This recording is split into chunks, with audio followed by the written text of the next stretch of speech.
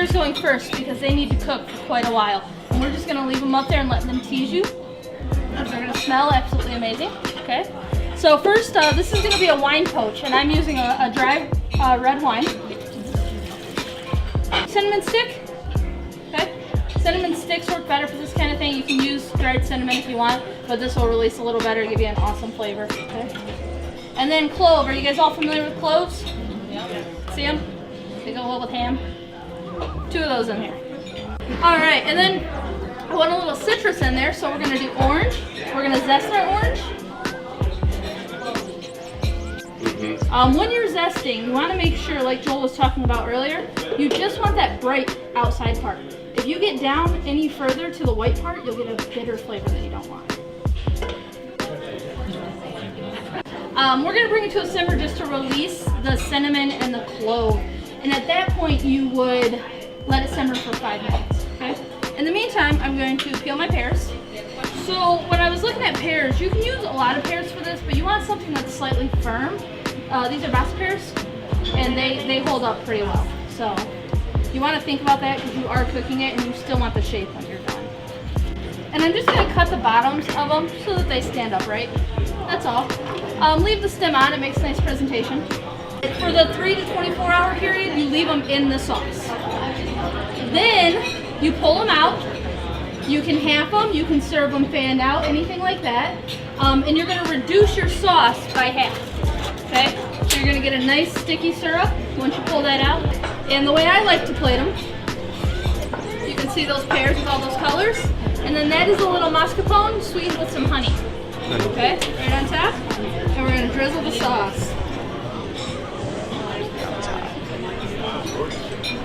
See how thick that sauce gets when you reduce it? There's nothing in it to thicken it, you just reduce it down. Okay?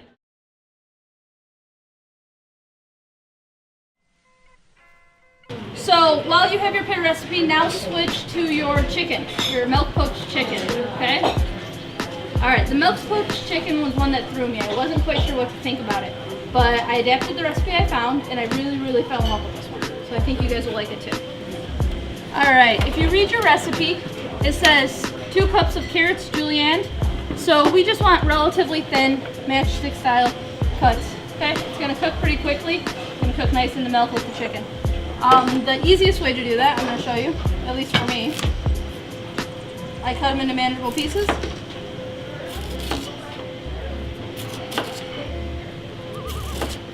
Slice down into planks, and then just julienne them. So I'm going to turn this down a little because I got to let it go to boiling a little bit. Got all those flavors opened up. You guys smell it yet? Yeah. Yeah, I'm going to be really neat. Alright, put your pears in.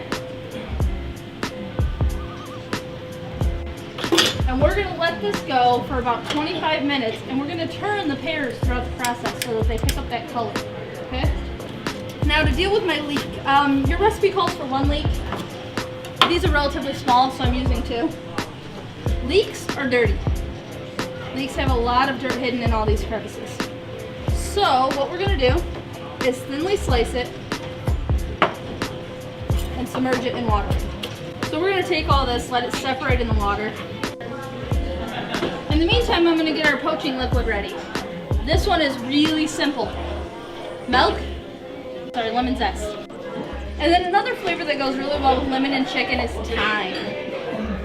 I've got lemon zest, and I've got fresh thyme. So when you're dealing with fresh chopped thyme, it's really simple.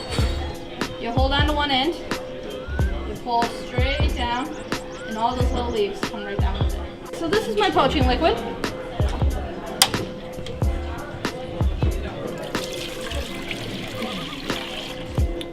And I'm also going to add my chicken. Boneless, skinless chicken. I use chicken breast. You could use dark meat if you wish. So you can see they're starting to take on that color. Alright, so we're just going to rotate them so they cook evenly. This is coming really close to a liquid. I can feel it almost there. We're going to add our veggies. And these have had time. You'll see any dirt particles are now on the bottom, and the leeks are floating. Just going to pull them out of the liquid.